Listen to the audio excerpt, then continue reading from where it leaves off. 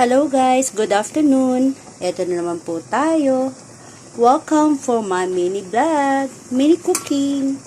And for today's video, ito ang ating lulutuin. Manok as usual. Pinakuluan ko na naman siya kasi gusto ko matanggal yung amoy ba, yung lansa ng manok. Parang kagaya din yung ginawa ko kahapon sa baboy yung niluto ko kahapon. Ayan, tatanggalin natin ang sabaw. So, dalawa lang kasi kami ng sister kong kumakain dito. Kaya yung amount ng niluluto ko sakto lang parang sa aming dalawang magkapatid. Minsan nga, hindi pa namin nauubos. Kasi, isang beses na kami kumakain sa isang araw, tanghali lang pag rice, ito, ulam.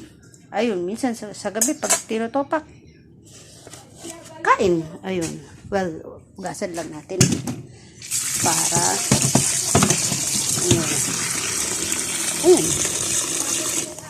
Ayan. Tapos drain natin. Ayan. Ayan lang siya. Tapos pag ginawa niyo yung procedure na ito, ma-appreciate nyo na yung sarap at amoy ng ulam. Ayan. Wait. Lagay tayo ng kawali. Ayan. Ayun, at maglalagay tayo ng mantika. Konti lang mantika kasi lalagyan ko ng butter. Ayan, na-excite tayo ngayon kung ano ang ating menu for today. Pasilip ko sa inyo yung mga ingredients. Tcharan! Yun, mga ingredients.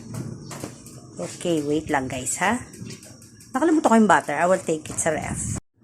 Ay, ito na ang butter. Ayan, ito nga pala yung gamit ko.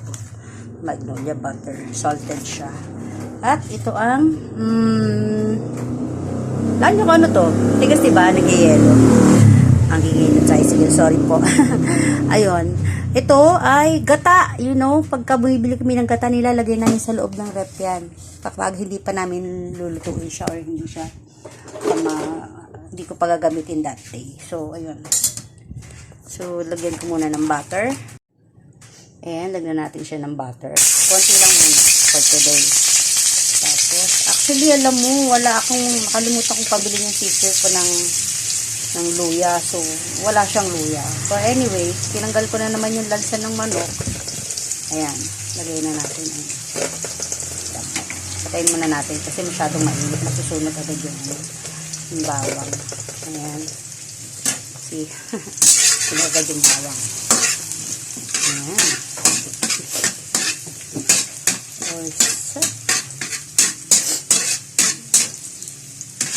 Sana natin medyo okay na. Ayan. Ayan. Kita nyo, nag-yelo yung gata, diba? Kailan pa namin binili yan? Last week pa. So, ang gata, basta nasa rep, pwede mo siyang nasa freezer, pwede mo siya kahit kailan mo gamitin kasi na frozen siya or nagyelo. Ayan, lagay na natin ang sibuyas. Okay na, lagay na natin ito. Yung pula na yun, yung bell pepper na nilagay ko na. Pero yung mga bell pepper ito. Ayan. Nahulaan nyo na ba guys kung anong lulutuin natin for today? Hindi ka nyo nakutulaan, ha? Ayan. Actually, natutunan ko itong pagluto nito kay Eloisa. Shoutout kay Eloisa Aranza Mendez. Ayan. Yung request ko sa iyo na pag-uwi mo, dalan mo ko. Yung cubes nun. Gusto ko yun. So, ilalagay na natin itong chicken. Diba? Sakto lang sa amin yung dalawang magkapatid yan. Ayan. Ito ang version ko nito. Yung version ko. Okay. Tapos, okay na siya pa. And, hello. Samadik sarap. Baka naman. Ayan. Hanggang dito lang. Ayan. Yun. Halo, halo, halo.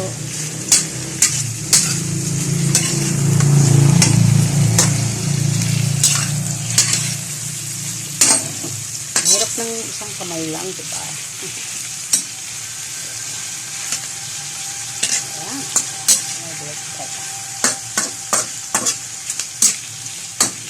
Ayan. Okay. At ang patatas, separate yan, fina-fry ko. O, diba? May milk tayo. Mamaya natin i-dissolve natin yung mixture, di-dissolve dyan. Busok na. Oh my God. Try natin yan. Use oil ko nga pala yan, yung pinagprituhan ko nung nakaraan, yung tawag dito, yung pinagprituhan ko ng crispy pata. Ayan. At yan. Ayan. Para hindi tayo maghintay maluto sa kasabay ng manok.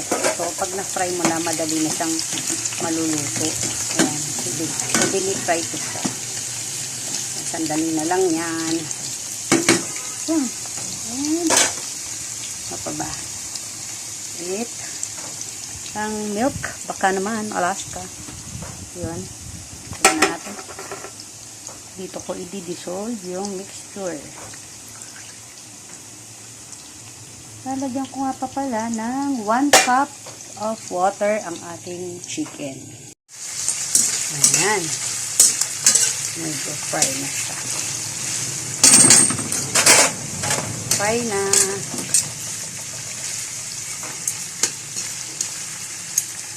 So, lagyan natin na siya ng diba? Sorry. 1 cup of water. Ayan. Okay, kalahati lang yun. Ayan. Tapos, let's check. Mana pa siya. Matigas pa. Okay. I-mix ko na kayo ngayon itong milk. Ito nga pala yung secret mixture ko. Mamaya ako nasasabihin. I-mix ko siya sa milk.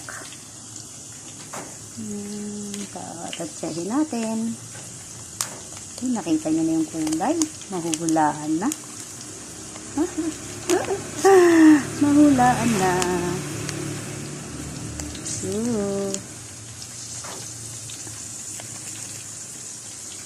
Okay na siguro yan. Marami pa. Ang bango. Ang bango. Let's, okay. Okay. Wow, masusunog na.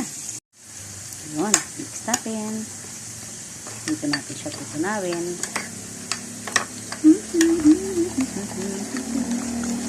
Yeah, yummy. Ang sarap. Bango-bango. Okay. Tunawin. Yan, hindi natutunaw. Wait lang. Pwede na kaya ito.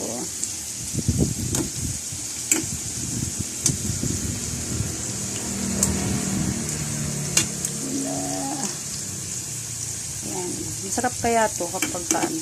O, pwede naman itong pag pinrito nyo, lagyan nyo ng asin. Bago nyo iprito, lagyan nyo siya ng konting asin. Pwede nang papakin.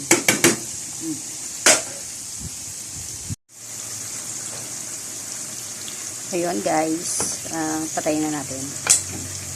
So, pwede nyo na siya ilagay dito sa pwede na natin direct dito sa kabila. Okay. Sana na ko.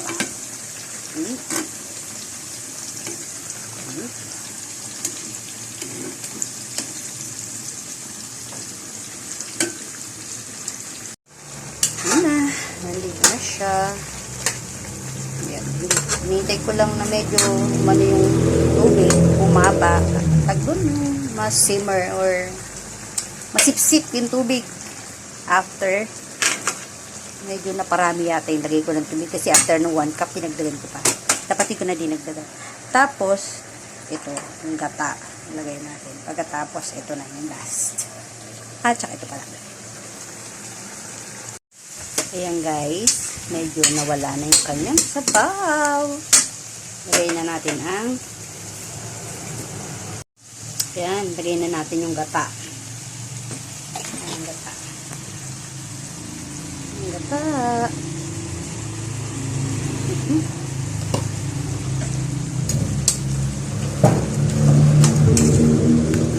Kasi nag-yelo ang gata natin. Ayan. Ang sarap.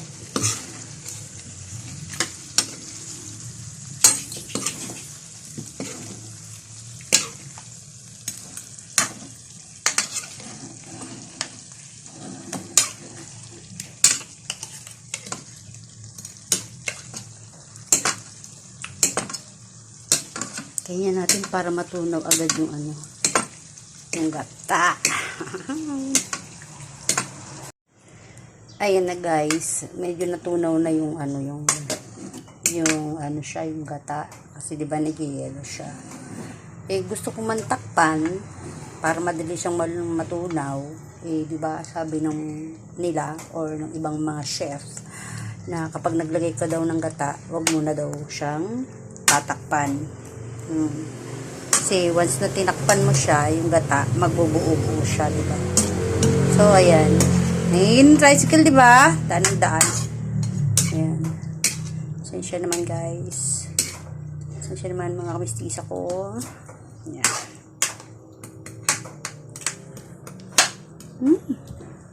Ang tagal niya matunaw. Pero, ano da, siguro nahuhulaan nyo na, no? Kung ano ito, no? Pag alam nyo na, ibig sabihin, kung hindi kayo mahilig kumain or favorite nyo kumain or yung dish na to is favorite nyo, or kung kayo ay mahilig magluto. Yan. Sinabato naman na siya. Ilalagay na natin ang tcharan! Ito na ilalagay natin. Ay, wait lang, ha? Ayan guys, lalagay na natin ang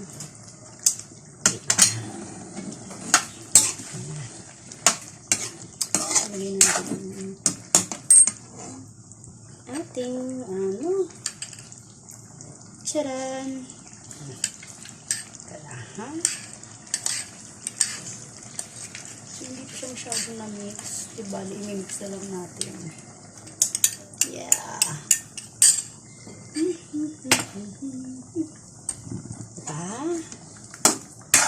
Ang sarap naman.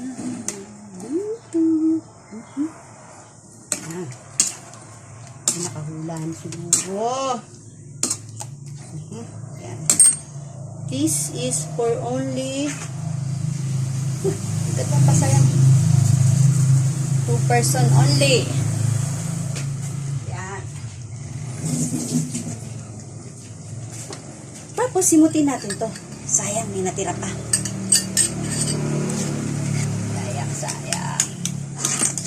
Hindi ko pa siya tinitikman, guys. Ano. Yan. Gaganon ko para ma-dissolve. Ating ito yung mag-solution natin. Yan ha. Tapos, lagyan natin ito. Bell pepper.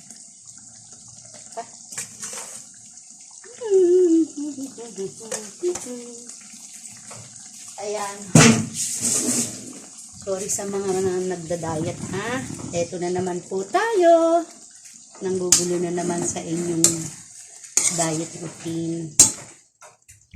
Ayan, sister ko din nagda-diet. Ayun. Shout out kay Carmela Bumilia.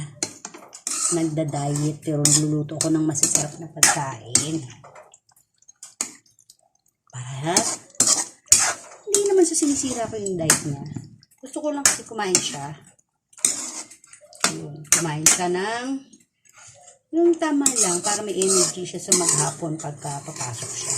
Hindi man siya pwedeng pumasok nang walang laman yung tiyan niya, diba? magkukos ng accident. O, diba? Accidente na nga siya nung nakaraan. Buti, ano lang, minor lang ang accidente niya.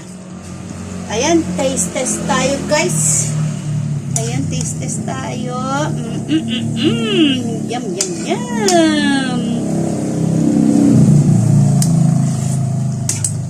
Ay, grabe. Pagkasarap. Wait lang. Parang kulang siya sa lasa. Hindi natin patis. Patis. Guys, patis to patis. Ay, ayan. Sa kutsara lang.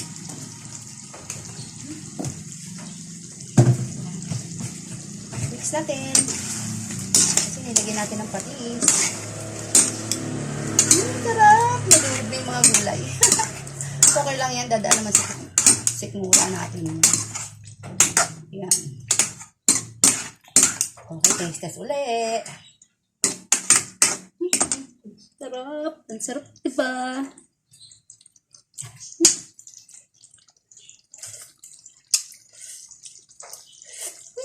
Finally. Oh my God. Okay, wait na lang. Plating ko na lang mamaya.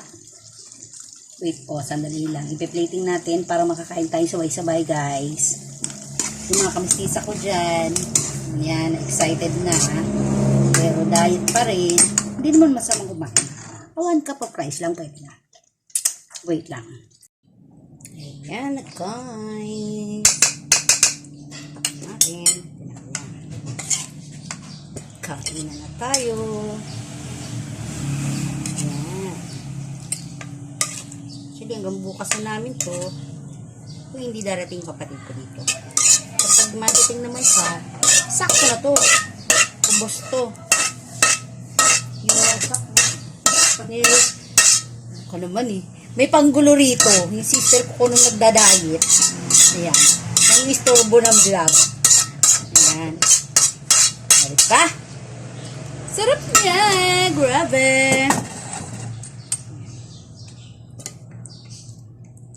I-plating tayo. Ayan na guys. Ang finished product. May nakahula na. Comment down below. Ito nga pala yung natira kagabi, ay kahapon. Kinain ng kapatid ko, dumating kapatid ko dito si Jojo. Kasama yung pamangking kong pogi na si Podi. Ayan.